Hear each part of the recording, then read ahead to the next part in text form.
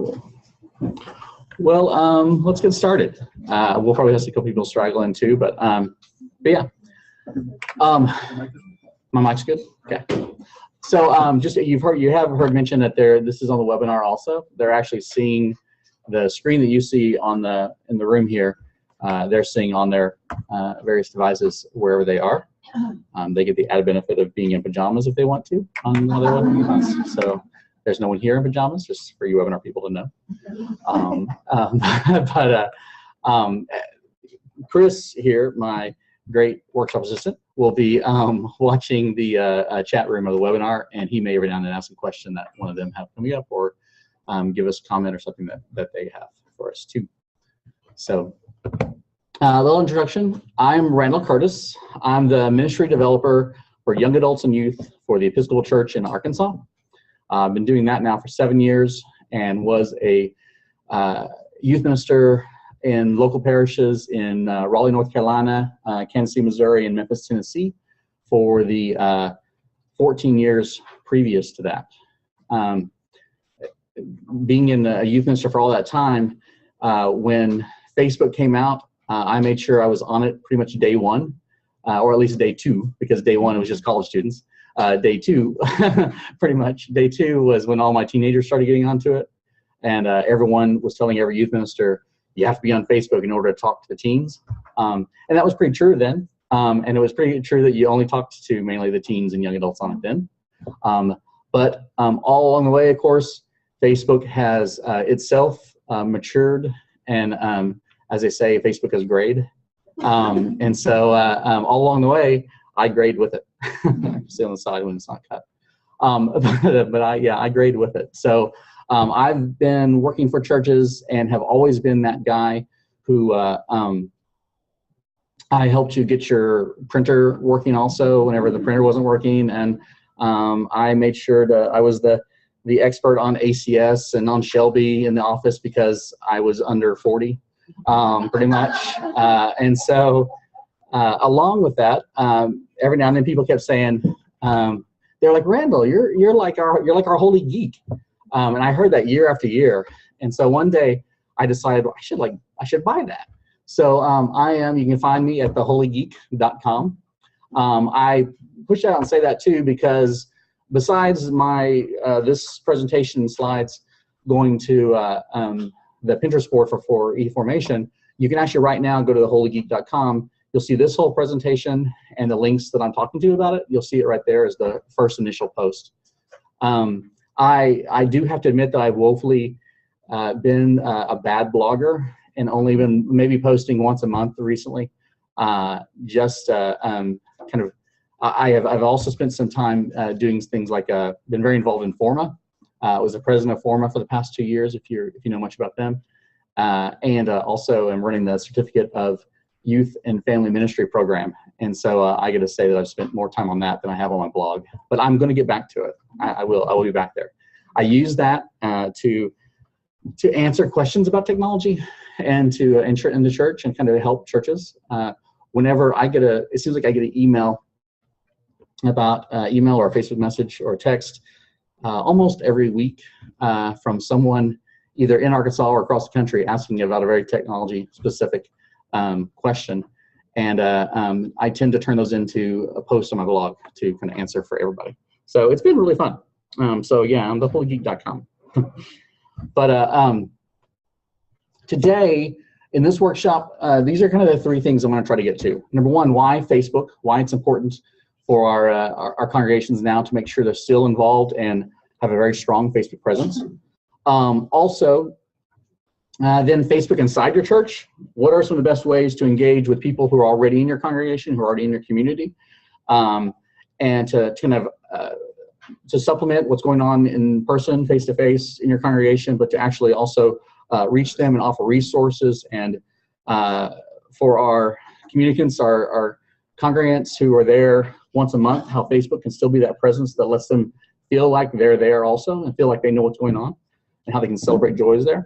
And then on the third thing we're going to get to is Facebook outside of your church. In particular, Facebook as an evangelism tool. I grew up in the Assembly of God Church, so and moved to the Episcopal Church when I was in college. So evangelism is like born into my blood. In the Assembly of God Church, that was the most important thing.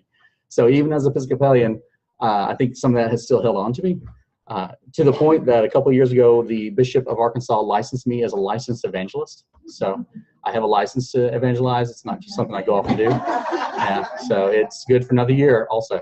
So he typically renews it. So yeah, so I always tell people, I'm like, he either is going to renew it, or I guess I'm no longer going to talk about Jesus. I don't know what that's going to be. So, so yeah, and then we'll hopefully, I think we'll have some time at the end to kind of look at some stuff and ask questions and kind of talk about how we're doing and how we're engaging on Facebook.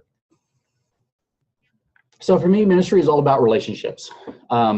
This is kind of has been my mantra since day one as a youth minister. Relationship with others, relationship with God, relationship with self. And in particular, social media for me deals with that relationship with others. How do we interact with our fellow person? How do we love our neighbor? I always I like to tell a quick story about digital social ministry in our lives. You know, I ride my bike with my daughter about once a year. About once a year, I get on my bike, I put my helmet on, I have to re-air up my tires because they've flattened since last year. And I go and I ride around the park with her once. Now, you would not call me a cyclist. I'm just a big guy who rides his bike once a year with his daughter. Now, if I rode every day, if I got on my bike and every single day rode around the park with my daughter, you would start calling me a cyclist. This guy rides every single day. That's really similar for me on how we look at social media in the digital world. We, and I say this especially we as a person who is 40 and people older than me, we look at social media and technology a lot of times as something we can put away. Like there's us, and then there's our digital life. There's us, and then there's our device. My daughter and all her friends, and the majority of people I know, both my age and younger than me, I would say this is as much a part of their life as anything else. It's not something we put away. There's no such thing as the in real life and the online life. Those are just two lives. Everything we talk about as a youth minister, every time I do a lesson, I would always make sure that the lesson, and this was like say 10 years ago, I'd always make sure the lesson had something to do with family life and also had something to do with school life, because those are two big areas. Now I make sure to do something about family life, school life, and digital life also, because those are all three just as much a part of their lives as everything. Every now and then I'll have a youth minister say, do you have a real good lesson on digital life and being a teenager? I'm like, well, no, that should actually be every week. Like that's who they are. And that's who we are more and more. Facebook is still by far on top.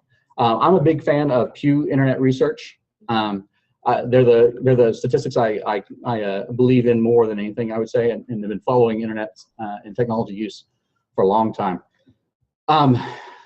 You can see here in 2000, these numbers were 2015, 72% of online adults are using Facebook regularly, and this is I think this was every once a week users.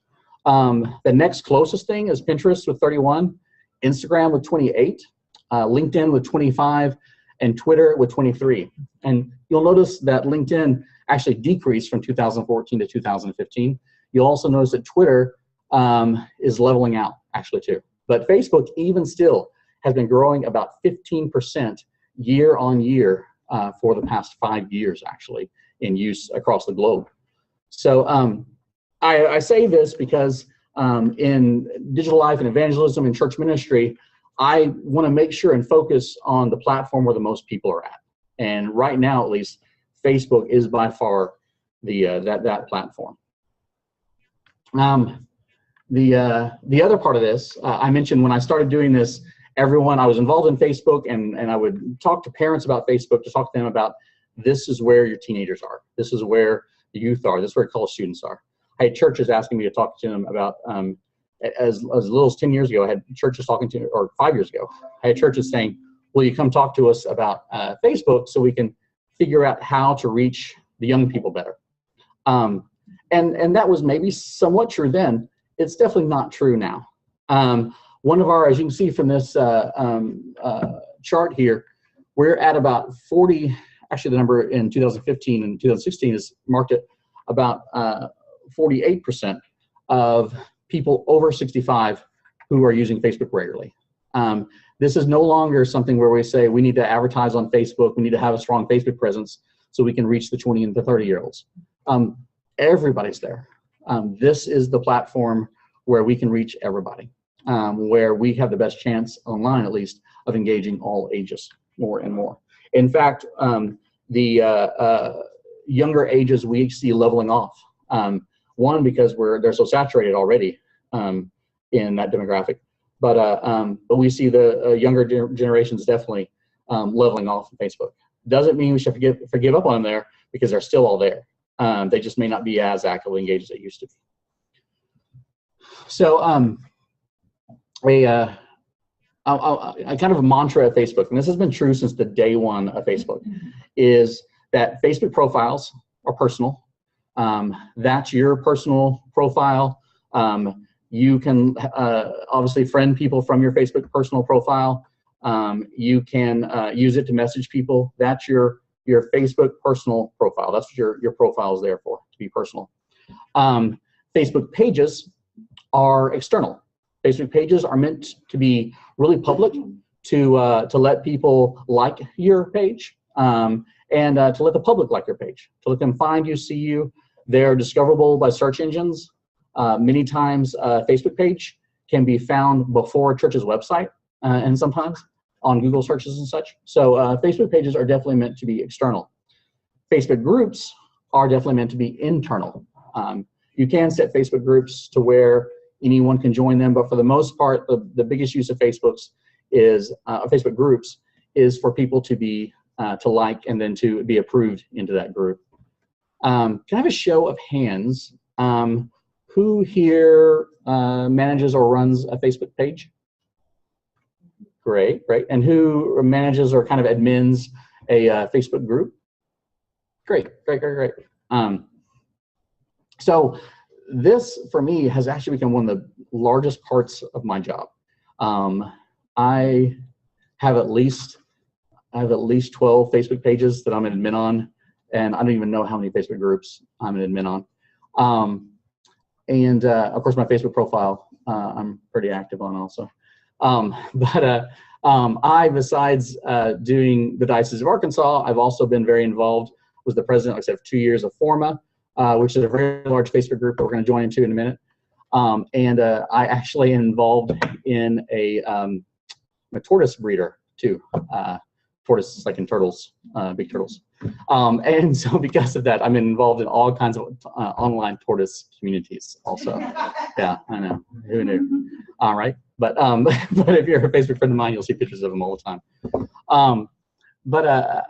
These groups are great places to have discussions. Facebook groups are great places to have discussions, have conversations, to where we know those conversations are going to stay inside the group. Usually for someone to share something out of a group, they would actually have to copy and paste the post and pull it out of the group. But it's pretty easy to set it up so that what's said in the group, what is posted in the group, stays in the group. For my work and for most of the ministries I work with, we always make sure we have multiple admins for each group. That way, multiple people can always log into it, and as we have people who leave or whatever, we always have someone else who who are trusted, who are admins of the group also too. Yeah, so we're going to talk about those three things. But remember that. I should say too on this that I know churches who have set up a profile as if that's their church's profile rather than as a Facebook page. These three things are kind of the way Facebook wants us to do it. And so there's a lot less chance that you're, if I open up a Facebook profile for a business or for a church, I have seen those a number of times actually been banned. Even though they weren't doing anything entirely wrong, scam-wise or legally, but because they were trying to use an organization as a Facebook profile, I have seen those banned, and when they're banned, everything is lost and dropped. So I would say always try to use Facebook, at least at this part right here, kind of as they intend for us to use, if that makes sense. I put this slide up. As every social media, eFormation conference, technology conference, and social media book you read should tell you to do this at the beginning. It's definitely something that if you haven't done it recently, it is something that while you're at eFormation, I would really suggest doing. And that is just to assess what you currently have going on. You know, and very simple questions. What all are you doing right now? List everything. Your Facebook page, your group, your email newsletter, your Twitter, is the church running a Snapchat story? Are they running a Tumblr? Everything they're running, assess what are we doing right now. And then next to each one of those things, just write what is the purpose or goal of that service. The third thing, ask who are we trying to reach in that service. And lastly, grade yourself on that service. My consultation to all my churches in Arkansas and to everyone who I talk to is I would rather you not have a Pinterest presence rather than have an outdated Pinterest presence or a presence that's not being maintained. And I'd rather you not have a Facebook, I mean, I want everyone to have a Facebook page, every church, but I'd rather you not have a Facebook page if you're never going to post to it and you're not going to reply to messages that happen in it. Always, we want to make sure that we are engaging and integrated with that service. I'd rather you see you do 2 or 3 or 1 thing really well than 8 things halfway. So yeah, yes. So when you say reply to messages, you don't mean that like when someone just writes a sort of a something under a picture, you don't have to go in and comment on that, do you? I don't mean every time you have to, but whenever you have whenever your church Facebook page, I'm going to mention this in a minute. If someone's posted a picture of the weekend, if you see somebody asking questions or adding comments to it, it's great if you can have multiple members of that page, and just to say a simple thank you, if possible. Now again, that's not every time. You don't want to be kind of over too, but yeah. So what are some of that content that we can use for our Facebook pages for internally, especially for how to house in our Facebook groups to internally talk with our congregations? 1, celebrate the joys. This is Randy Callender, not too far from this area, I think in Baltimore actually, on the birth of his on the birth of his baby. I want to say 3 years ago, actually, maybe 4. But you can see this is a time where we all jumped on. We were some of the first people ever to see his baby, because we did this little Google Hangout with them as we were. This is the Episcopal Youth Events design team of that year. And, share the joys. Facebook is a great place, your Facebook group especially, is a great place when you have visited a new parent, for example, or someone's had a real special birthday, a great place to share a picture of that. And of course, ask them if you can share that on the page of the group. It started. Yeah, it was. It's working. It's working. Oh, feel free. Yeah. Free. Yeah, I'm not gonna stop you. My glasses will fog over as I sweat, and so you are kind of a foggy thing to me now a little bit. But so just wave your hand really big if but no, it's not too bad. But yeah, celebrate joys. Use your Facebook group, your Facebook page as a place to bring the joys out that are going on in your congregation and share them out further. I have a great church in Fort Smith, Arkansas, that's really good about sharing anything that happens in the paper that's a joy of someone. So they'll pull a link from the paper and like, oh, this is a great thing to put in our Facebook group. Now, sure, that's not a church announcement, a church event happening. That's just a joy of the community and a great way to get that out to everybody, to make sure everybody's seeing it also. So celebrate joys. I want to hold up another really easy way, a really great way to be involved on Facebook. We know that Facebook images definitely draw more and more. Facebook images draw more posts and more engagement. There is a wonderful website that I would say everyone on the CMT staff uses all the time also, canva.com. This is a great free service that makes you look like you are a graphic designer also. These are a couple of the little things I made up on Canva. The top one is a Facebook ad, actually. And the great thing about that is Canva makes sure that their templates for you are the correct size for, say, a Facebook ad or a Facebook cover. Like, they take care of following those dimensions and make sure those are all taken care of for you. The other, for instance, that's a Facebook post in the bottom left, pet blessing post. Yeah, Chewy always found the St. Francis Pet Blessing service to be a little awkward.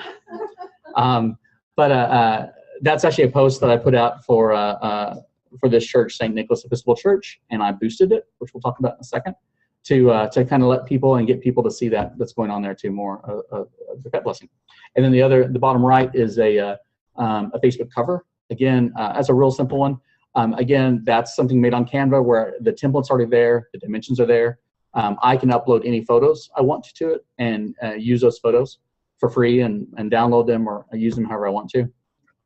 Great service. If there's one thing you leave from eFormation, start using Canva. Like, that'll change your life for the next year. So yeah, yes. So you go to that on the web and work with it and then do it to Facebook, like physically, or do you search that while you're on Facebook? Okay. Yeah, it was just kind of a question about Facebook or about Canva. Yeah, you go to canva.com. It's kind of how do you use Canva. Go to canva.com. It has a great interface where you'll be able to say it'll say create a new something. You can pick, I'm going to do a Facebook ad, a Facebook cover, a Facebook post, and it will give you that template after you've added, and it'll even have some images for you, some templates for you that are already filled out. As you edit that, you can then right-click at the top, download it, and you put it on your computer and then post that. Yes? Yeah, it is.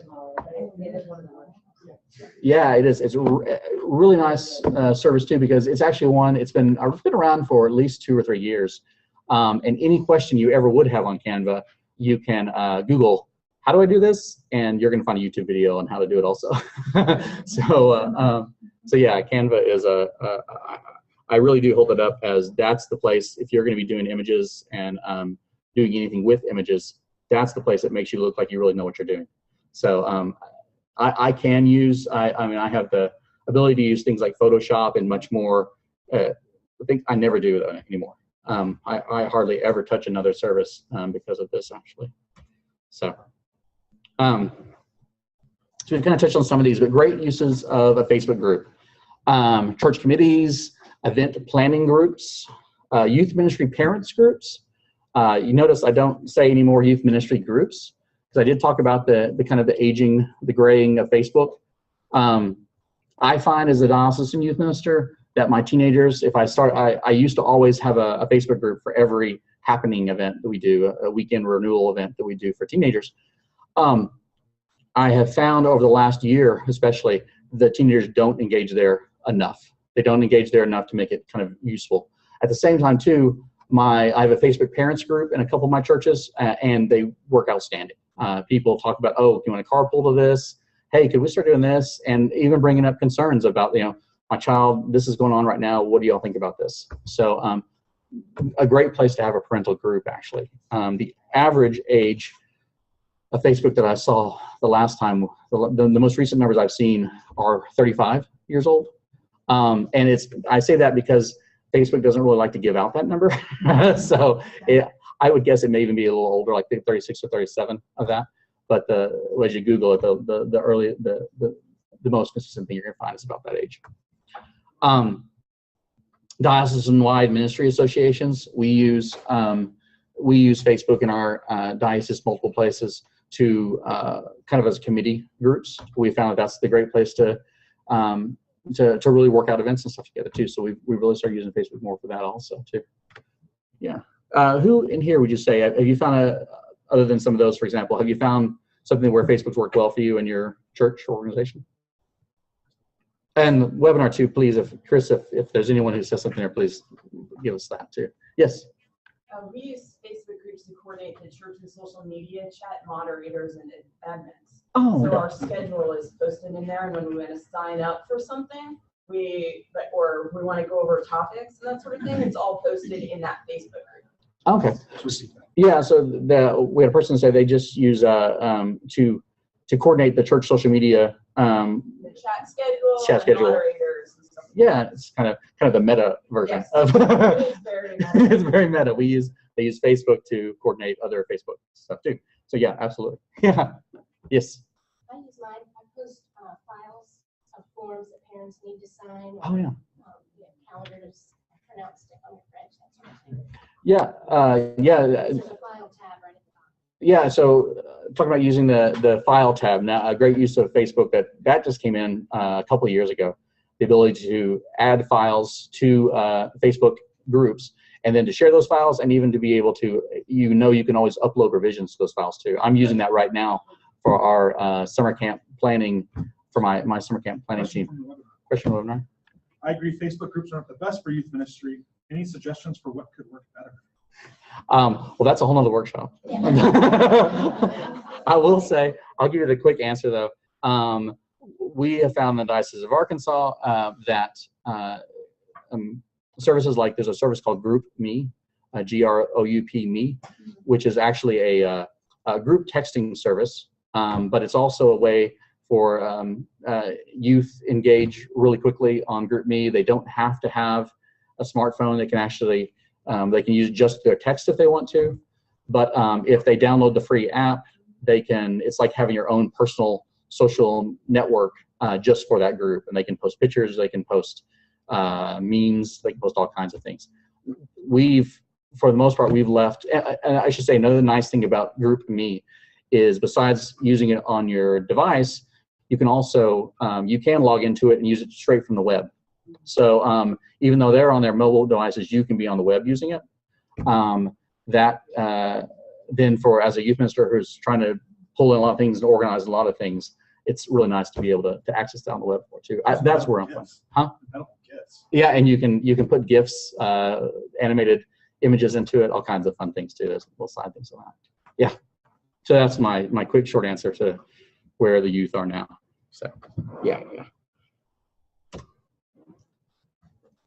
This is and kind of comes to that question of when do we comment, when do we post.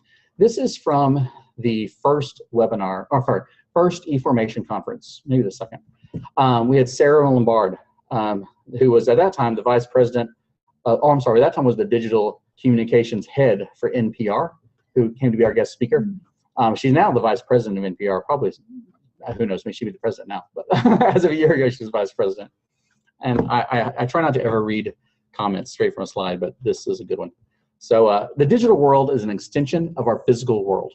And everything that we expect of people in the physical world is true in the digital world, and it brings us the same joy. You need trust in this world. That's everything friendship and community is built on, and that's all we're talking about here. And what she was really saying to us is social media definitely needs to be social. That whenever someone comments on a photo, especially if it's an engaging comment, we want to thank them for that. We want to say, oh yeah, thank you for that. I show this picture of two people handshaking here. At many Episcopal churches, and I think many churches, there's on Sunday morning after the service, people are walking out, everyone shakes hands with the priest or the clergy and says, great sermon, as they walk out. If hopefully they do, but yeah, a lot of them lie about that too, I think. But my bishop always talks about people who will come up to him and they'll say, oh, this is just your sermon really spoke to me about this and that, and it's like, it had nothing to do with that. Nothing to do with that. Yeah, that happens to everyone. But at the same time, if that person came up and said, great sermon, and shook your hand, and you didn't even look them in the eye, you didn't respond to them, you didn't shake their hand back, that would be horrible. That would be rude. We would never do that. In the same way, on social media, when someone comments, when someone, I don't want to say every time someone likes, but when someone comments or puts in some thought into that, we want to make sure someone is responding back to that. Someone's engaging that, just like they do on Sunday morning. That face-to-face communication, we want to do that here also. This is a Twitter wall, actually, with Kyle Oliver Oliver and I are major fanboys of a podcast called Pop Culture Happy Hour, and great podcast. Wonderful way to engage with pop culture each week. He commented to Sarah Lombard or to Linda Holmes, who is the main coordinator of that, the main person on that podcast, and she actually replied back. And as soon as she did, he sent me a text message and said, Linda Holmes just talked to me. So just that engaging commenting back, and she did. She commented back to him because he commented to her. Community is nurtured by deep conversations. Host them. This is, and I believe it's still going on. This is from Vibrant Faith Ministries, who has a scheduled time to do a discussion about one question. Some of us know about this, and you can experience this at least through Twitter. Tomorrow night, the let me make sure I say it right. CHSOCM. CHSOCM. Tuesday nights at 9 p.m. Eastern. There is a really good 1-hour Twitter discussion. They'll talk about one thing for 1 hour about church and social media. It's a scheduled thing. Some nights there'll be 20 or 30 people there. Sometimes there'll be tons of people there. But it's a regularly hosted discussion. We've seen this work pretty successfully where we've had in Arkansas, where we've had scheduled conversations inside congregations too. And we're going to talk in just a second, about how we can do that also now with Facebook Live video. It's a new way of us hosting those deep conversations. So that's, are there more, what are some other ways inside your congregations maybe you've engaged people on Facebook? I'll try to touch a good bit of those, and then we're going to jump into some more, actually some Facebook page stuff. Yes? We did like a Facebook party situation where it was 9 o'clock on Wednesday nights, and it was around this theme of gratitude during Lent. Oh, nice. And then people who couldn't get to the church for anything could participate in it through that and have conversations. Great. So a scheduled Facebook party. Where people, if they couldn't make it to the scheduled time, they could jump in on Facebook and be involved there. Question. Yes. How do you get people who are used to Facebook as mostly an announcement board to change and use Facebook as a conversation space? Great question. I think that it's incumbent on us to be the I guess instigators of those conversations. That as soon as we make sure on our post that we don't just use it just for announcements, but that we also use it sometimes for questions. A great church, St. Margaret's Episcopal Church in Little Rock, Arkansas, they're really good about once a month, every 2 months, they'll ask, what's your favorite hymn? And multiple people will comment on what their favorite hymn is. And they'll try to then integrate that hymn in the next month or two of the service too. So you have to start conversations, we definitely have to ask somewhat open-ended questions too. That's incumbent on us to make sure we're not just hey, everybody come to Pancake Supper on Tuesday, but also, what are your favorite memories about pancakes and Tuesday? They said it also takes time to change people's engagement and use. Definitely. Plan conversation starters, keep goers, ask friends and families to chime in with the answers to questions you post to show people you're supposed to comment and converse. Right. Yeah, sometimes it's harder. We definitely, sometimes it's hard to remind people that social media is supposed to be social, that it's not just some newsletter thing out there. And I think especially with Facebook, those kind of great conversations can be held so well. It's a great way for your parishioners in the Facebook group or on a Facebook page see those discussions happening. They're also likely to friend a lot of those people too. I think you're likely to get people who become kind of digital friends besides face-to-face friends through Facebook. So I think, that's definitely there. So I want to talk a little bit about, I want to get a good bit actually, about evangelism, about digital ministry beyond the walls of our church with Facebook. This is a question I always like to ask congregations. What are the top 3 good things your church is known for? And you don't get to say people. Every time I ask that, someone says, our people is the great thing. That's the reason we come. Okay, great. You have nice people. Everyone has nice people. But what are the 3 things besides your good people that your churches are known for? And then once you kind of write those things down and figure that out, how can you digitally share that? How are you right now showing that? Are you a congregation that in town, your congregation is really known for great music, really known for a great choir? Then are you showing that on Facebook also? Are you digitally sharing that on your Facebook page so the whole community can see it?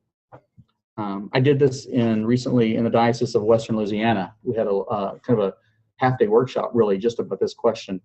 And people came up with things that kind of surprised me too, besides big things like music, also even small events. Like we're really known, one of them said, we're really known for our watermelon festival, our watermelon and fried chicken festival that we do every single year. Like it's a long tradition of our church. So somewhere in your Facebook page, in your Facebook presence, make sure you have that on there. Make sure you even show that people know, oh, that's the church that does that. You know, that's something that you're kind of known for. Take those 3 strengths that you have and make sure those are being digitally shared on your Facebook page also. Okay. So these are, what would, I'll let you all play a game of connect the dots here. What am I talking about here? Family. That is my family. This is an excuse to show my daughter and wife there. They're on the top right, not the middle. So I will give you a hint. That is a hamburger that I have eaten on the bottom left. Showing your personal life things that you like. Yeah, really close, I would say. It's cultivate superfans. Superfans are people in your church who you love your church so much they make content for you. You'll see this a lot of times around Easter, definitely, like the Easter altar. That's one Sunday. Of course, I have a ton of Episcopal Church Facebook friends, and on the day of Easter, I'll see all kinds of pictures of Easter altars where people have said, "So I love so much going to this church. Take a picture." Or the beautiful altar, take a picture. You'll see for pet blessings a lot of times too. You'll see those pictures that are shared out there. When that happens, and you know those people probably in your church who, some people will say they post to Facebook too much. But those people who make content for you, those are people that you should personally, face-to-face, thank you. Like, hey, it's so great that you do that. Because those are some of your best evangelists right now. Those are people who are sharing to all of their friends, I love my church so much, here's a picture of it on a wall. And so for me, that is a hamburger from Big Orange in Little Rock, Arkansas, which is my favorite hamburger restaurant in the country. When I was making this slide a year ago, looking through my photos of like, what am I most excited about? And there were a good 15 photos of hamburgers from Big Orange that I have at some point in time posted. And I mean, Big Orange never asked me to. No, I haven't gotten a discount from Big Orange. I'd love one if they're watching. So I'll say that right now, Big Orange. But I'm definitely a super fan of them. I've posted it on my Facebook wall. I know that there are people who have went to Big Orange to get one of the hamburgers that I've posted, I'm sure of also. I'm a super fan. Guy in the middle, obviously a super fan. So he's a Denver Broncos fan. He is just, this picture from Wikimedia, so it's completely open out there. It's very, very publicly accessible and very copyright free. So yeah, he is. I'm sure his picture has made it to many, many slides for being a super fan. And then my wife and daughter there too. That's I believe that's Easter Sunday at our church last Easter. And so we tend to definitely have always posted pictures of churches we visited and put them online. So yeah, cultivate your super fans. I know a good number of churches who have turned their kind of super fans into a social media group, into a group who meets together once a month or once every other month with the clergy to kind of start, how do we do this? And that way we can invite volunteers and parishioners to be involved with volunteering and helping run our social media presence. These are usually people who are great to have as Facebook admins on your church Facebook page. People who are trusted, but also who, you know you've talked to and said, this is what we want this to be about. This is what we want our page to be about. Because we don't also want pictures of a whole bunch of puppies with little prayers on it too. We don't want that either.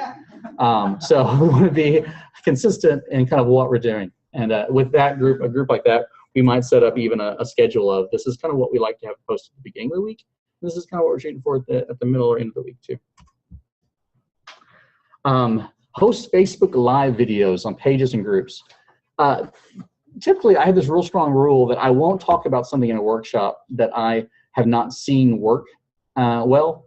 Facebook Live videos, though, are something that's really brand new for us. Really, in the last couple of months, this was even let out for the general public. So I will be completely honest and say I haven't done these actively yet. But the great thing about Facebook Live videos right now is we can do them from our pages and from our groups. And actually, like for instance, in a Facebook group, we can do a parish discussion fireside chat with the clergy, where they're just sitting there and they say, Sunday night at 5 p.m., we're going to get on, and you can ask us questions, talk to us about what we're doing this Lent, talk to us about what we're doing this Easter. People can then jump on, ask questions, people can comment, they can like, but a very nice kind of informal way of having discussion. We can also do this with our Facebook pages and actually be an external discussion inside the community. Maybe there's something that's really interesting to some issue that's really a major conversation inside your neighborhood, inside your community of your congregation. And this could be a place to actually try to have a conversation, discussion about that, to have a speaker who's going to speak on it and let other people comment in. I think at the end of this, we're going to try to, I've promised Forma, the Facebook group for Forma, it's about 1,100 people now, or 1,200 people, that I would do a Facebook Live video feed for us right here so they could say hi to everybody at eformation. So we'll show you how easy that is. Has anyone, I mean, this is pretty brand new stuff. Has anyone tried using this yet in context of ministry? Yeah. I have a couple of friends who are doing it for their sermons. They'll Oh, wow. start it during the sermon time and then people can follow along, but then you're not interacting. Right, all right. So yeah, some people have tried using it with sermons to give that sermon. Then they do it at the time of the sermon. Wow. Okay. So they actually had it while they're giving the sermon right there. They have someone else hold it. Oh, okay. I know I can see that right now. That would be a little confusing to the congregation with this, like, what they went on here. But you always do higher, that way it makes your chin look smaller. So yeah, that's what this for too. Another side tip there for you. You don't need to pay for that one. So but yeah, so a great way to do that. We can also always too, with our cameras, as we're doing a Facebook Live video, we can just simply switch to where instead of looking at us, it's actually looking outside what's going on too. I've played around with Facebook Live videos right now with my tortoises, and I've showed off some tortoises with it.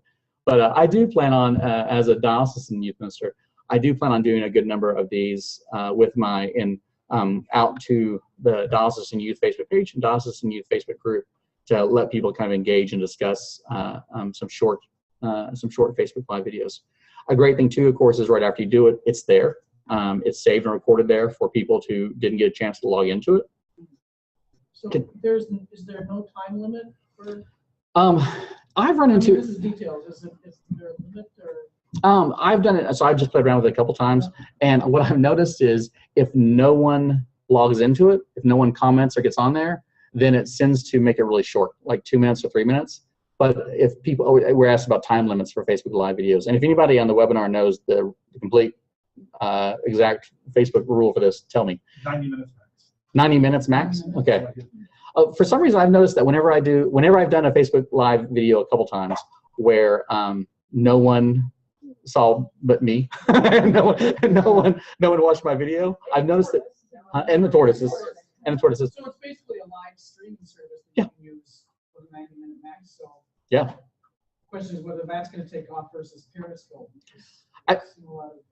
Periscope's out there, I know, but of course you have to have the Periscope app still to engage with it. Yeah. And it's kind of that thing where Facebook wins this one just because they have the population, you know?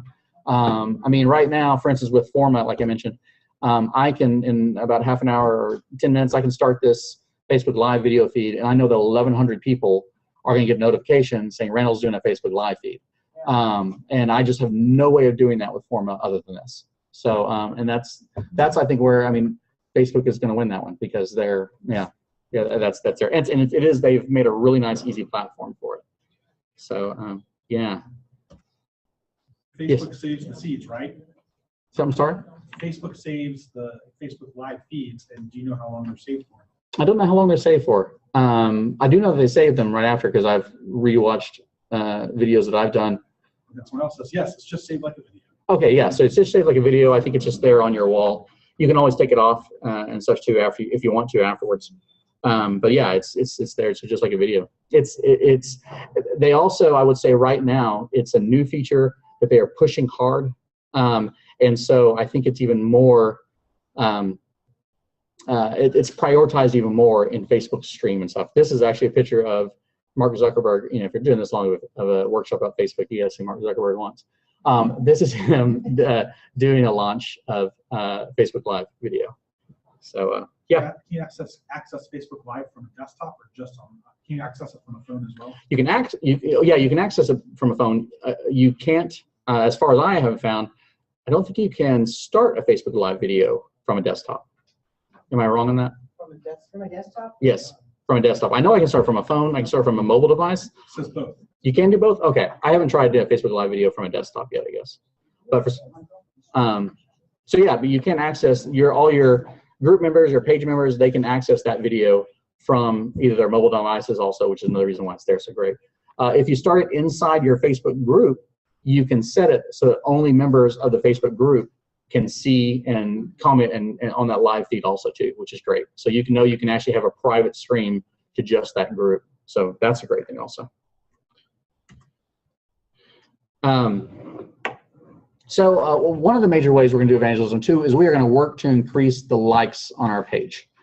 We're going to make sure, one, we have a very simple username for our Facebook page. We go into settings on our Facebook page, and it'll let us set a username that kind of makes sense for us. We can then take that username and, of course, definitely mention it in our bulletin. Please like us on Facebook at this link. Some people went, I know, as far as put QR codes on their bulletins that take you right to it also. Definitely the QR uptake hasn't been the greatest in the US, so I would always go with the username or the Facebook website address under that username. Should definitely have a button on your homepage of your website so that that's so many times people are going to visit your website probably once. They're going to try to find out your address, your service time, and maybe who your staff are.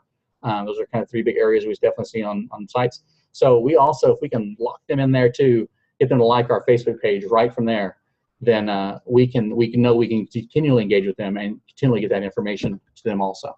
Yeah, absolutely. The Facebook targeted ad. This is one of my favorite things, and this is who here has kind of another show of hands, I guess. Who here has run a Facebook targeted ad? Okay, great, you're great. This is something I've been doing, I think, since day one. And so I've seen it change all along the way. The great thing about a Facebook ad is we can inexpensively advertise to any demographic we want to, and even any zip code we want to. And for amounts, I've spent as low as $15 and $20 to get an ad out there that has really worked. I've seen in a number of congregations, I have seen people who, one of them is that church, St. Nicholas Maumelle. It's a church from my hometown, actually. I've seen people, especially around Christmas Eve and Easter, who, when we run a Facebook ad, have come to our church purely because of our Facebook ad. Like, that's what got them there. So one of my best stories happened about now 3 years ago, where we spent $18 on Christmas Eve ads 2 weeks before Christmas Eve. Just simply telling people, here's a great place to go for Christmas Eve services. They came, they got involved. There's two of those families who are still very active and engaged in that congregation 2 and 3 years later. That cost us $18. So for $18, we ran an ad to find people who just didn't know about us. That was the whole thing. Well, with a targeted ad, we can use all of this information that Facebook is gathering about us and all of our neighbors. We can use that. we are going to, in a second, I'm going to show you how to create an ad if you haven't ever, and how to create a targeted ad in particular. This doesn't mean by any means that you need to spend money all the time on Facebook, but we want to, the reason I mentioned this earlier, we want to increase these likes so that we can then make our ads even more effective. People are going to see that their friends liked this church, and that's going to draw them even quicker to our ads and such too. So, so yeah, we're going to set up a targeted ad actually right now, and this some of the stuff I'm going through right now. There's a post on my site, how to set up a Facebook ad in 6 steps, and so that ad takes you step through step also on how to set up a Facebook ad. It is if you go to holygeek.com and look at this slideshow, you'll see a link to that ad, that post too. So yeah, so yeah, let's make sure I got it here. Various Facebook ads we'll get to. Yeah, so if you click on this Facebook presentation for eFormation, you'll see a link that takes you straight to how to set up your ad in 6 steps. Okay, so I'm going to open up my Facebook wall, my personal profile, so I can show you ads. I say that to say that I am making myself very vulnerable. I have family members who post sometimes things that are okay, but we're going to hope for the best. And I also post. It's the spring. I have many friends who also breed tortoises. They get excited when their tortoises breed. Yes. So that leads me to a question. Yes. Do you post as yourself? When you have a conversation and someone's going to want to friend you, do you allow everyone into your personal one for those very reasons? That's what I struggle with. I don't. So what I mentioned there in the beginning, Chris Hamby, there, you're great.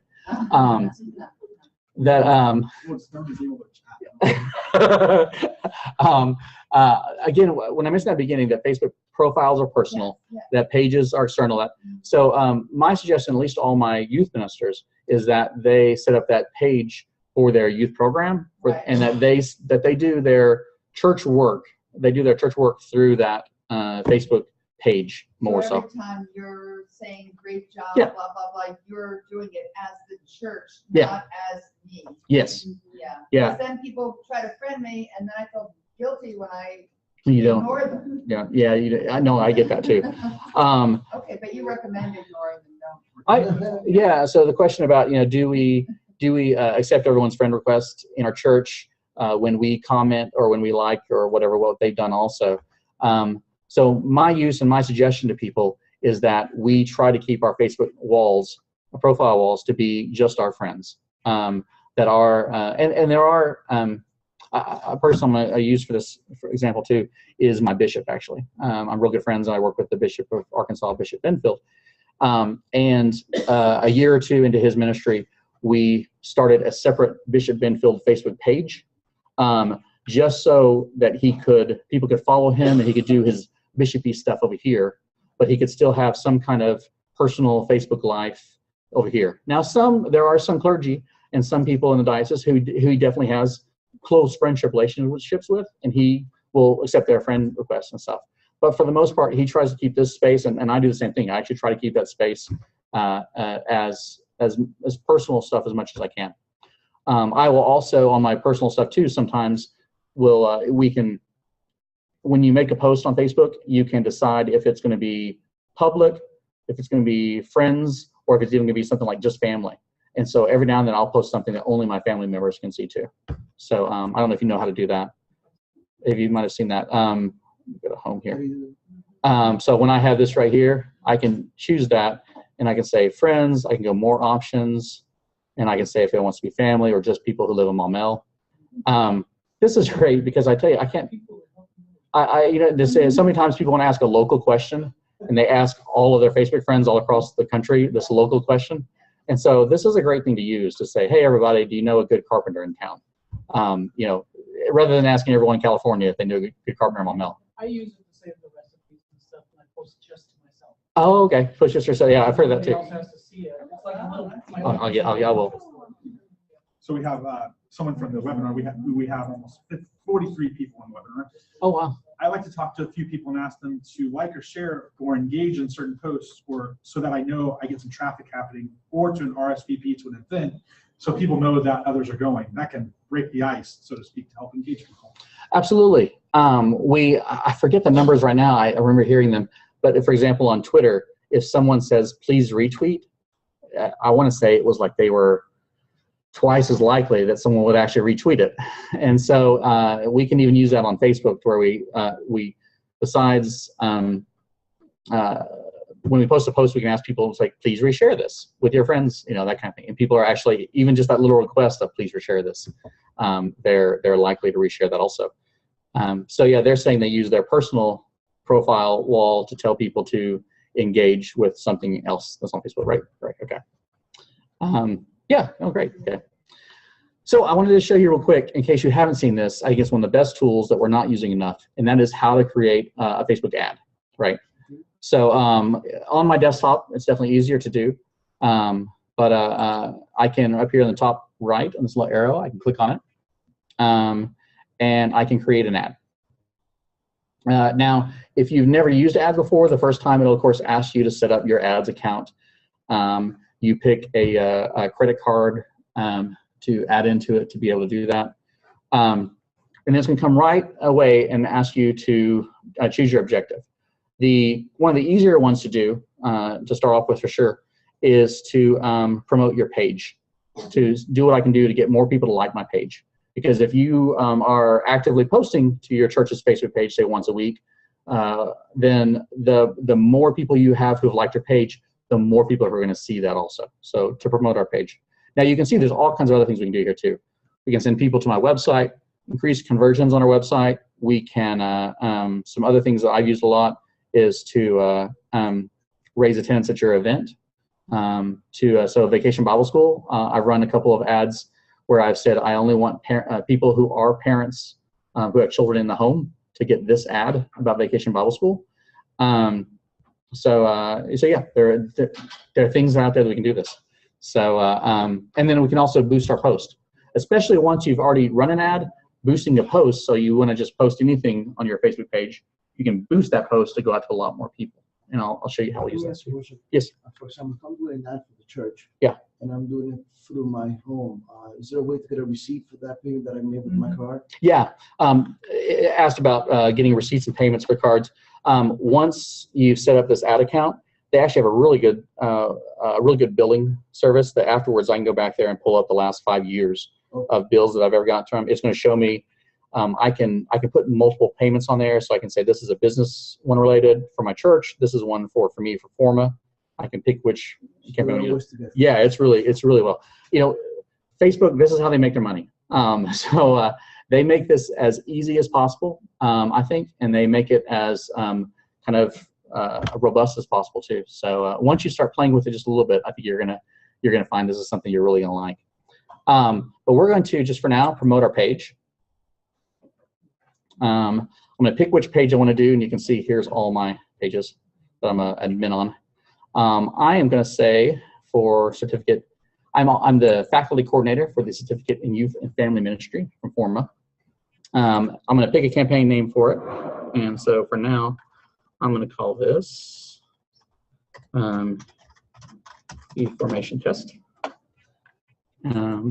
So once I've done that, this is great. It's telling me down here.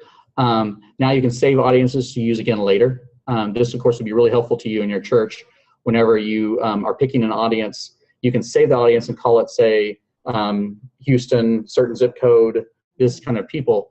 And then you can always go back to the audience really quickly. But let's just go ahead for now. How about we do a, someone give me a zip code you want me to try. 27408. 27408. What zip code is that, just so we know? Greensboro, North Carolina. Well, hey, you know what we'll do? We'll do the zip code. I was gonna say we could do the whole city, but what city? 27408? 27408. Okay, Facebook, great. So, and then we're gonna take out the United States. And we're gonna say everyone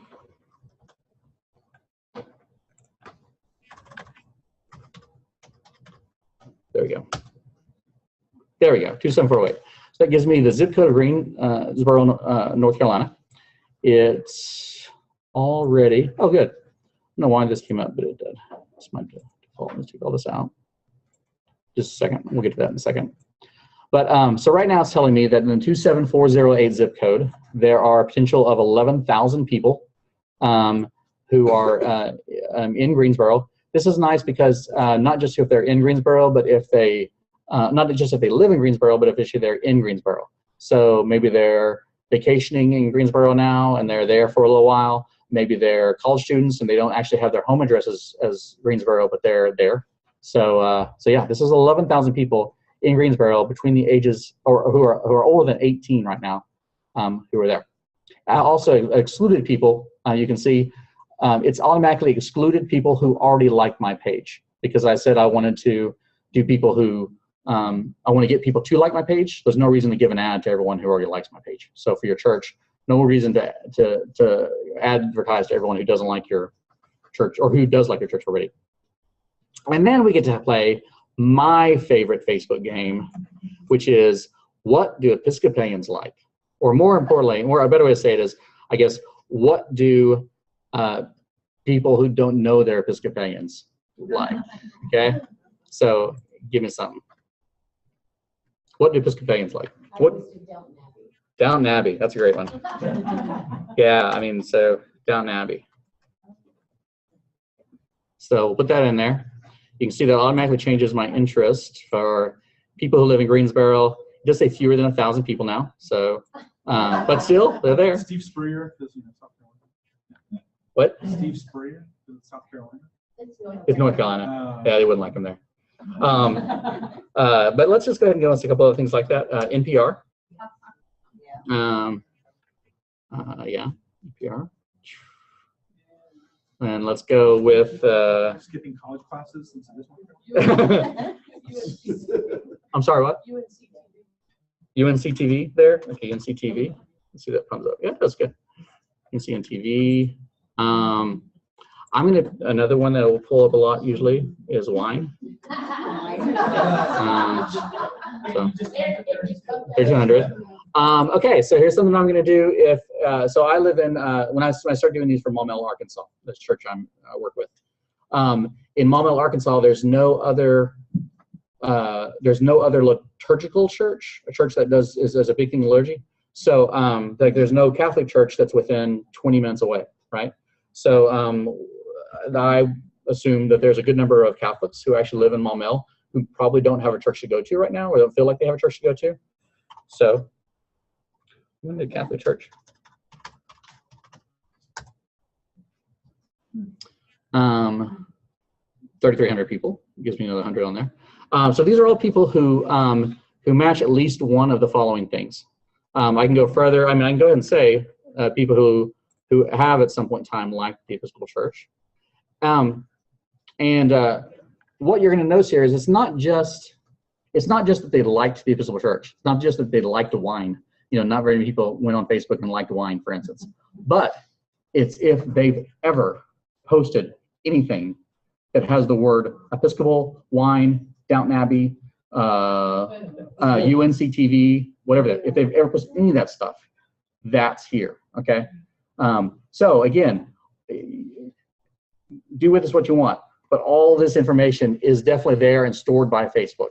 The way I look at it is I say there are people out there who like a lot of the same stuff that we like, who for whatever reason don't know about us. You know, like I hear it over and over again that there's so many. This is a great story. In Pine Bluff, Arkansas, my bishop was speaking to that church a year or two into his ministry, and they said, well, one of the reasons we're not growing is because no Episcopalians are moving into Pine Bluff anymore. Well, then flash forward a year or two later, we were doing some research for the diocese, and one of the first years of our diocese, they were talking about growing churches and stuff. And this was like 90 years ago. In there, someone tells the bishop, there's no more Episcopalians moving into Arkansas, and that's why we're not growing. Yes? So if I wanted to do a Facebook ad for VBS, what would you suggest the detailed targeting portion? If Yes. if they wanted to run a vacation Bible school, You put in kids' summer activities. You get everyone. that well, you can put in things like parenting. I would definitely there's some for instance, if I'm doing if I'm publicizing an event that's going to be classical music, a classical concert, I'm going to put classical music in there. I'm going to put a couple of major classical musicians in there, things that people were likely to somehow post or engage on in Facebook. Like I said, this to me is one of the funnest things, the targeting the audience, because it's just fun to see what comes up. What about if it's just a retreat that you want to let people know that it's going to be available for everyone? Well, I mean, if you really are trying to get it out there to your whole neighborhood, then I think when you're going to build yourself a targeting audience that you want to always post things to the whole, like everyone, not just your people, all the people. And so you're going to say the targeting audience and maybe use that same audience over and over again. Use this as that. So, yeah, so definitely. But I think there are definitely some events and some event specific stuff. For instance, I can also choose down here. Oh, I've lost it right now. I can actually pick people who are parents of certain ages of certain children. So where it's at now right now. But we can get, I want to say we can get real specific on this targeting as much as you want to. Once we've created this, this audience, like I said, I can save this audience. Right now I'm going to run an ad for the Certificate in Youth and Family Ministry. And I want to say this is the audience that I want to save to. It's again people who live in Greensboro, who live in that zip code in Greensboro, who are who like the or who have some engagement with the Catholic Church, Downton Abbey, the Episcopal Church, NPR, and UNC TV right now. Now in the past, and wine too. And think about this in the past when you would run a newspaper ad, and you just kind of throw it out there to the wind. And you're basically just saying, I'm going to run an ad to newspaper readers, which is a smaller and smaller demographic also. And then are the newspaper readers actually going to see that ad? We're actually only going to pay if people click like on our page. Like we're only going to not just pay if they see it, we're going to pay if they like it. So we're going to know this ad has worked. That's what I suggest anyway. You can see this is telling me where all my placements are right now.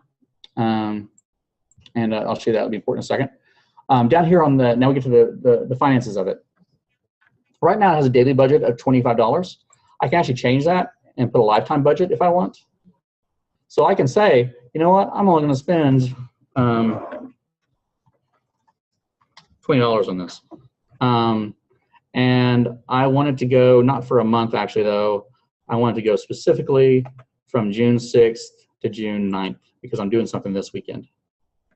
You can see there for at first it wouldn't let me run a $20 ad for a month because that's just not enough money each day to even run an ad. But it's telling me that I can do that if I just do it for 3 days. So now that's going to give me a potential read of 3,300 people. It's telling me that that's going to get me about 210 to 560 people on Facebook daily right now for that. So you pick your lifetime budget. Are those unique people? Yes. Yeah, you don't pay for a second. You don't pay for a person twice. I guess unless maybe not even for if they're two devices because they're logged into their account, so you don't pay for them twice. I'm going to show advanced options here too because these are great. I mentioned a minute ago, I can choose whether or not I want to do impressions. Impressions are somebody just sees my ad, right? So obviously Facebook knows if somebody sees my ad when it's on their screen. Or that at least they don't know if they see it. They know it's on the screen. But I can change that to do page likes. But I only pay when someone actually likes my page. Now, what's going to happen with this is the page likes are going to be a little more. They're going to be more expensive than an impression. An impression is probably going to cost me something like 12 cents, 8 cents, maybe less than that. But a page like is going to cost me more. Like it can be anywhere. I've paid 40 cents for a page like, but I've also paid $1.10 for a page like. Facebook actually manages that for you. I know that sounds kind of weird, but so sometimes my Facebook page likes that I've paid for are as low as 40 cents. Sometimes they're as much as maybe $1.10 or something like that too. But it won't ever, like I've never had anything crazy like a $20 page like or something like that. They do that because they do things like they put it at optimum hours. They also, if I set, besides a lifetime budget, I could set a daily budget. If I want to, I can set a daily budget of $5. And then when that those ad likes are used up, they're not going to show my ad anymore. And then they'll wait till the next day to show my ad again. Yes? Can you say a little bit more about the difference between creating an ad and posting a post? Yeah, I will. I'll get that in a bit. Just one second. So this, I just want to show you all this. Bid amount, let Facebook set the bid. It helps you get the most page likes at the best price. I suggest using that all the time. You can enter a bid. And I can see they're telling me right now the suggested bid now is $1.89 for this group. And Can you explain what is meant by bid? Because that was one of the most confusing things for me. Okay. She asked me two things. They asked me. One, if I could explain the difference between a boosted post and an ad, and two, if I could talk at all about bids too. I think I understand. Okay. Yeah. The Facebook bid is what I'm actually paying for that click, or in the case of impressions, what I'm paying for that going across that screen. Now, and the reason it's a bid is because if you say you're going to pay $1, yeah, and I go on and say I'm going to pay $1.50, right, I'm going to get more exposure from Facebook than you. Right. So that's why, for me, what I always do, I almost always do the automatic. I let Facebook, and the reason why I let that run is because in my market, there's not that many people running local Facebook ads. And so it seems that my ads get picked up pretty quickly, especially when I'm running that nice targeted ad. Some people don't like targeted ads. Personally, I love targeted ads. I would love it if when I watch TV, every commercial was just a commercial that dealt with me. Honestly, I would. So for me, I love targeted ads online because I don't have to see everybody else's ads and commercials. I like ads that are stuff that I'm going to use. So great. And then I'm going to get over to posts and bids in just a second. So once I've got all that set up, one, I've saved my audience so I can use that later if I wanted to. And then I'm going to go ahead and save. I can make a special name for this ad. Like right now, it's telling me this helps you with that billing thing I mentioned earlier.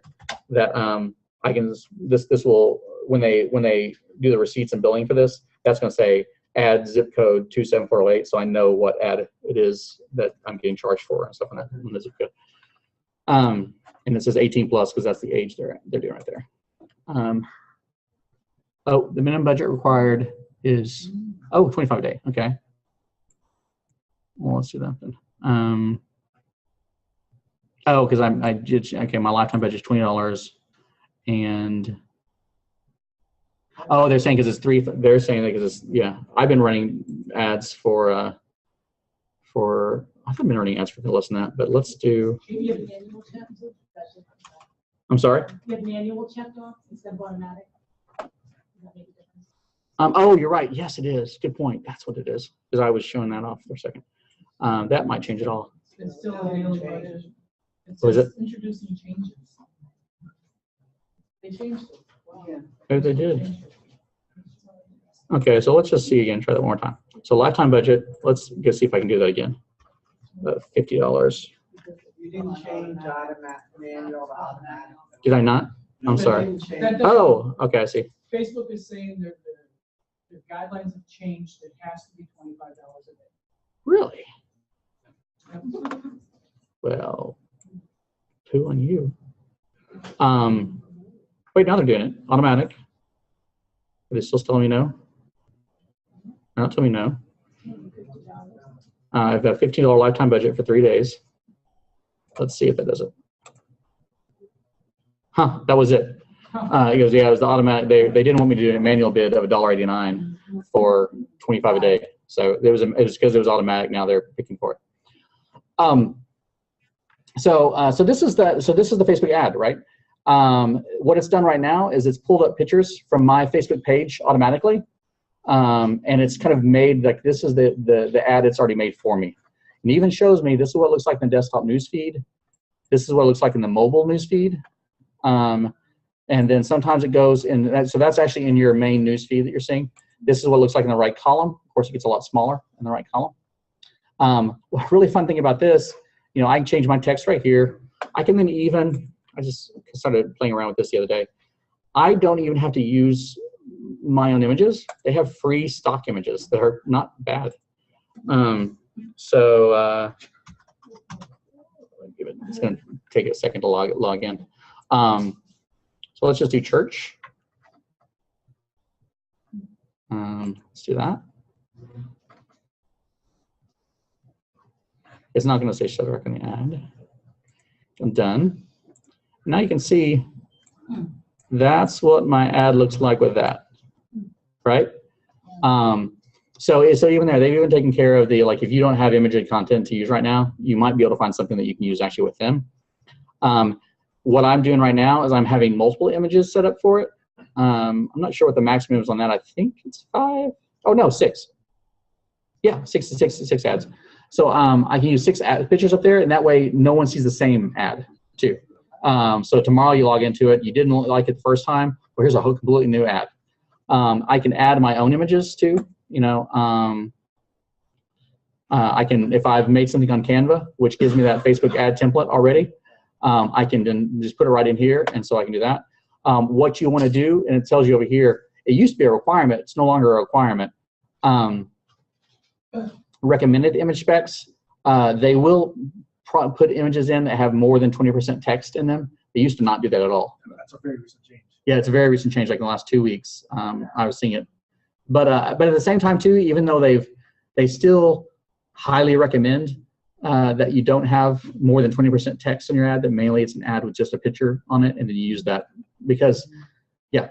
So is the most important information to give your website, or the times, or is it better to have people or a picture or a place? Or? It really is what you're trying to advertise. You know, are you trying to get people just to like your Facebook page? That's what this is, promoting a Facebook page. So in that, I'm going to do something that probably has people's faces in them, probably bigger faces, because especially when it gets down to that mobile news feed, that image is going to be a lot smaller on my device. So what is it that's going to make people want to more likely click on that and bring them over that? You saw on my Facebook, or on my theholygeek.com, this is some ads I made just to give out for the pet blessing service. And they're just funny ones, you know. Yeah, they're just some funny ones. Dressed actually casual for the pet blessing. And some of these are pretty good. Some other ones I have done are on that Facebook ads for your church in 6 steps. These are Easter ads, kind of similar to the church ad project that went on years ago that had the black and white posters out there, right? And so there's some more of these at the bottom, actually. The real mystery of Easter Bunny. Easter is not the bunnies lay eggs. You're right, Easter does have something to do with dying. This one did really well, actually, the best. Time for a more authentic Easter with peeps, and think that actually did the best for the congregation to use it. Can we steal your work? Absolutely. That's actually what this post is about. Feel free to click on these and pull them out. I usually try to also, like on the whenever I do these, on the dog one, I will post a link to it on Canva, the editable link. So you can actually go ahead and change the church name and times, and then just put it onto your thing too if you want. So, and then I try to use all Wikimedia. I use all Wikimedia images. That way I know they're copyright-free images. If I don't, and this is just for me, on theholygeek.com, if I use an image that's from a service, I'll tell you that too. That way you pay it's usually $1 from 123rf.com to buy the image and then have full rights to use it. Yeah. Next, you've got stnicholasmammal.com as your name of your website or your link. Oh yeah. We had St. Mark's-RAL for short for Raleigh, and we're debating whether that's good or not. Could you speak to the naming of your website and what you think would work better? I always want that to be the easiest thing to tell people. Like when I tell you my website, ask for website addresses and how do you pick website addresses. Personally, I always want to be able to, when I tell someone my web address, I want them to be able to go to it and remember it really easily. So St. Nicholas, Maumelle.com. Maumelle is the name of the town. I'm betting that they can say St. Nicholas, or that they can they can, yeah.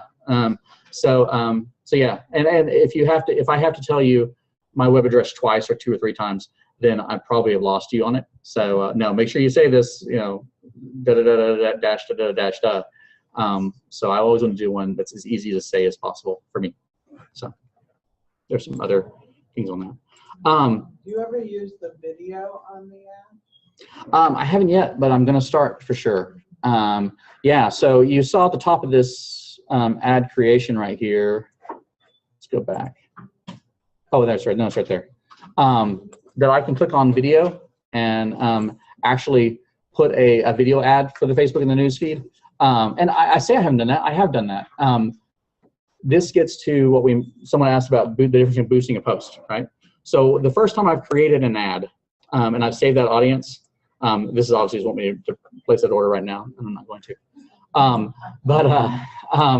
When I've done that, then on my Facebook page, it opens up really easily for me to create an ad for my various page. So I'm sorry, a boosted post.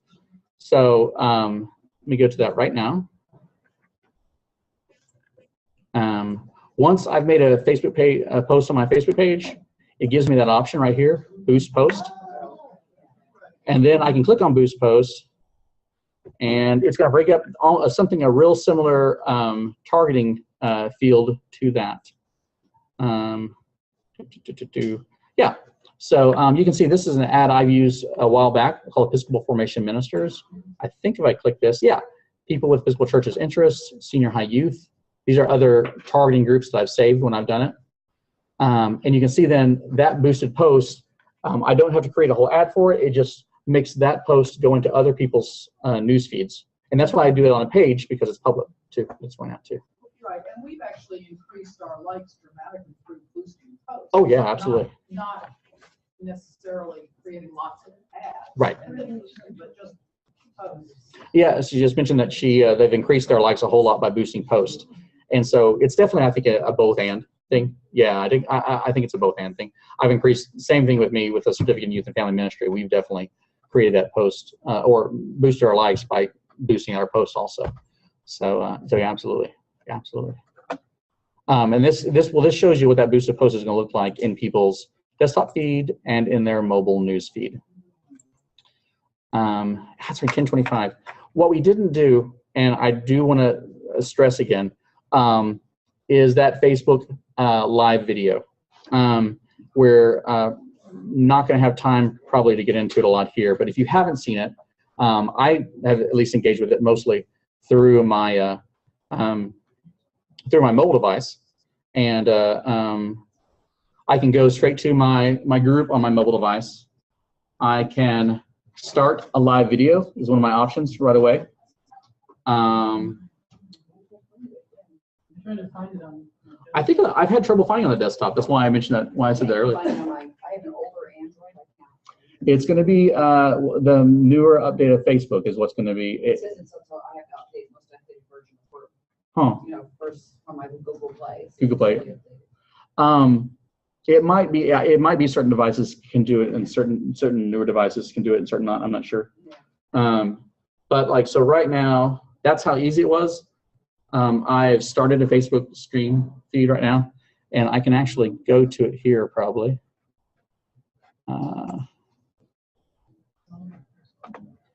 So I'm here. I'm going to go to my. Oh, that's me right there. That's me right there. I know, right? Live feed of me. Yeah, and I try to get the volume down everywhere. Well, it'll be fine. It should be fine. Yeah. So yeah. Yeah. So yeah. So here we are. So here we are. And if I mute that, then I won't hear myself talking like an idiot also. You can see right now, actually, from the page here, that like Kate Riley is actually from Diocese of Maryland, right? Yeah. Isn't she? Yeah, I think she is. Diocese of Maryland. And she is one of our Facebook group members, so she just liked the fact that we're doing this. It tells me there are 3 people watching it. Yeah, this is really easy to do. So, I mean, you can just see things like a member of your parish has just had a baby. Everyone's been excited about this baby who's coming. How neat would it be to, there's Tim, how neat would it be to be able to write in at the hospital? Of course, with their permission. With their permission to do. It will. It'll stay on as a video on my Facebook wall. Yeah, be on my Facebook wall. So can you just go back? What on the page? What did you push to do it? On my mobile device, where there's a little icon that looks like a person with a little camera on it. Yeah, I can show you on your devices if you have a problem with it. But I think this is a great way to maybe have Chris. Yeah, this is a great way to have maybe a fireside chat with clergy, to have a discussion going on. Now it is going to be one person on the video, but it is going to be also. But they can then comment, ask questions, do discussions with it right there too. So yeah, this came out about a month or 2 ago, free service, and it's wonderful. I know we got 1 minute, so yeah. So I want to say you can find me at theholygeek.com. Feel free to ask me any questions. You'll find every resource I've talked about here. It's there also. My stuff's going to the eformation conference, or I'm sorry, the eformation Pinterest thing. And same thing with webinar people. I hope I wasn't too jumpy. I'm looking at the wrong camera now. So I was like, wait, I'm videoing the side of my head. Oh no, I'm doing that here. So, but yeah, so, and feel free, I'm here the next 3 days. Ask me any questions you want to about this stuff too. I know it's actually really good on your mobile devices. It'll be better. Yeah. So.